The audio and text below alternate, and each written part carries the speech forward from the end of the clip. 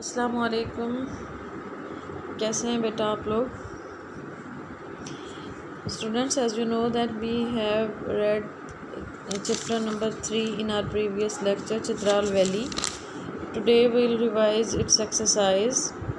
First of all, we are going to find the answers to the questions.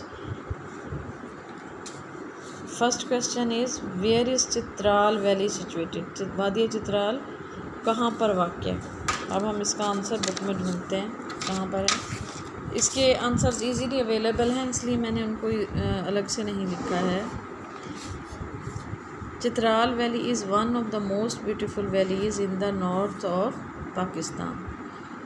वादी चित्राल पाकिस्तान के शुमाल में खूबसूरत वादियों में से एक है। तो आप इसको ऐसे आंसर लिख सकते हैं, ये लाइन भी एज इट इज़ लिख सकते हैं, और आप ये भी कह सकते हैं कि Chitral valley is situated in the north of Pakistan. Next question है, what is the headdress of the Kailash women? headdress मैंने आपको बताया था सरपोश। कलाश आपने अगर कहीं टीवी में भी देखा होगा तो कलाश के जो लोगों को दिखाया जाता है, लेडीज़ ने सर के ऊपर ना एक डेकोरेटेड टाइप कोई चीज़ पहने, डेकोरेटेड सी ना एक क्या कहा जाए उसे, पहनी हुई होती है कोई चीज़ ना बड़ी सी, उसको बोलते हैं हेड ड्रेस, यानी कि सरपोश। तो उन्होंने क्वेश्चन ये पूछा है कि वो औरतें क्या पहनती हैं सर पर, तो आपने कहना है they wear a large head dress decorated with different button, shells and beads. ठीक। नेक्स्ट क्वेश्चन है, What is the main attraction for tourists in Chitral valley? Chitral वादी में, वादी चित्राल में सयाहों के लिए क्या चीज़ सबसे ज़्यादा अट्रैक्टिव होती है? The culture and tradition of the Kalash people is the main attraction for the tourists in Chitral valley. समझ आ रही है आपको कि चित्राल की वादी में जो कलाश के लोग रहते हैं उनका कल्चर और ट्रेडिशन सबसे ज़्यादा अट्रैक्ट करता है टूरिस्ट्स को। टूरिस्ट्स कौन होते हैं? टूरिस्ट्स वो होते हैं जो सैर के लिए आते हैं, सयाह इन इलाकों में आते हैं। नेक्स्ट क्वेश्चन है, why do we call the people of Chitral valley Kalash? Kalash के लोगों को हम, वादी चित्राल के इन लोगों को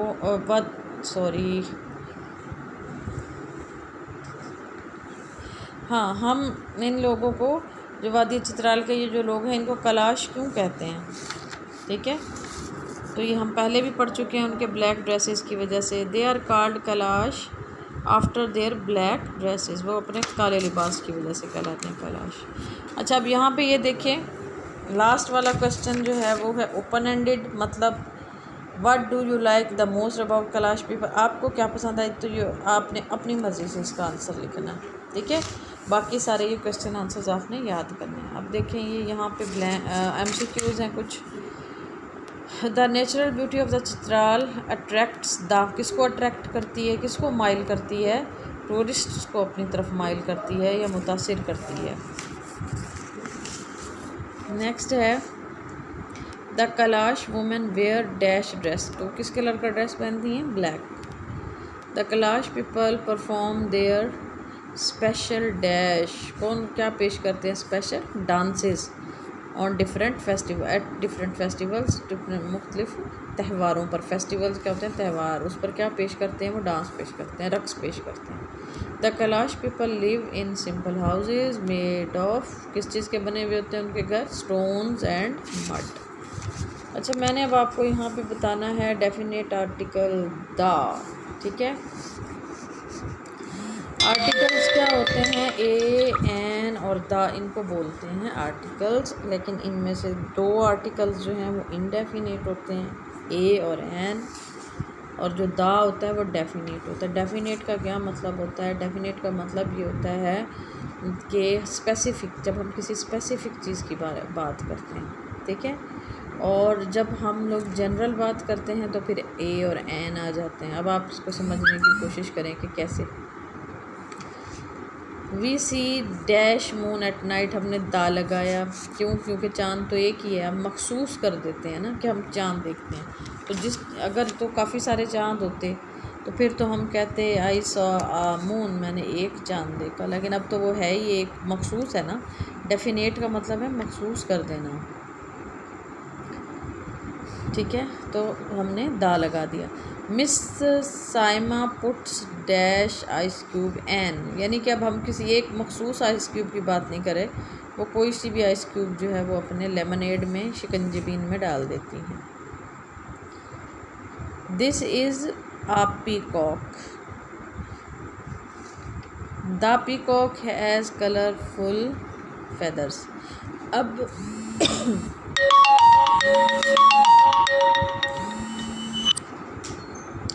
अब देखना हमने ये है कि हमने यहाँ पे आ क्यों लगाया और यहाँ पे दा क्यों लगाया। तो बेटे इसकी रीज़न ये है कि हमने यहाँ तक जब हम बात कर रहे थे ना, तो हम मखसूस की बात नहीं कर रहे थे, हम कह रहे थे दिस इज़ अ पीकॉक, ये एक पर है, और सॉरी ये एक मोर है। आगे हमने कहा the peacock has colourful feathers.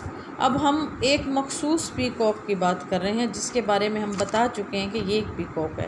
जैसे आपके पास काफ़ी सारे खड़े हैं तो आप कहते हैं कि दिस इज़ अ पीकॉक, ये पीकॉक है। फिर आप उसी की पीकॉक की जब बातें आगे करते चले जाएंगे तो फिर आप आ नहीं यूज़ करेंगे क्योंकि वो इनडेफिनेट है। फिर उस वक्त आप एक मखसूस पीकॉक की बात कर रहे हैं जिसके बारे में दिस करके आप इशारा कर चुके हैं, तो फिर आपने उसको दा किया, यानी यहाँ पर आकर वो इनडेफिनेट था, यहाँ डेफिनेट हो गया।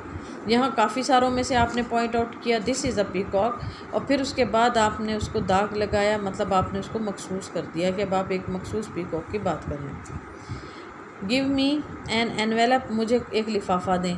अब आपने कहा कि एक शॉपकीपर के पास आप गए और आपने ख़त के लिफाफे मांगे, एक लिफाफा मांगा, उसके पास जो ढेर सारे पड़े हैं, आपने ये तो नहीं कहा ना कि कोई एक मखसूस दे दें आपको, आपने तो कहा मुझे एक दे दें, इनडेफिनेट हो गया। फिर आपने कहा I will put my letter in the envelope, फिर वो मखसूस हो गया, यानी जो आपको मिलेगा आप उस मखसूस ख़त में लिफाफे में अपना ख़त डालेंगे। फिर आपने दा लगाया, यानी फिर वो डेफिनेट हो गया, ठीक है। आपने क्वेश्चंस के आंसर्स याद करने हैं, और इसके अलावा आपने होमवर्क में letter to uncle thanking for gift लिखना है और फ्राइडे को सबमिट करवाना है। अपना बहुत ज़्यादा ख्याल रखिएगा। अल्लाह हाफिज़।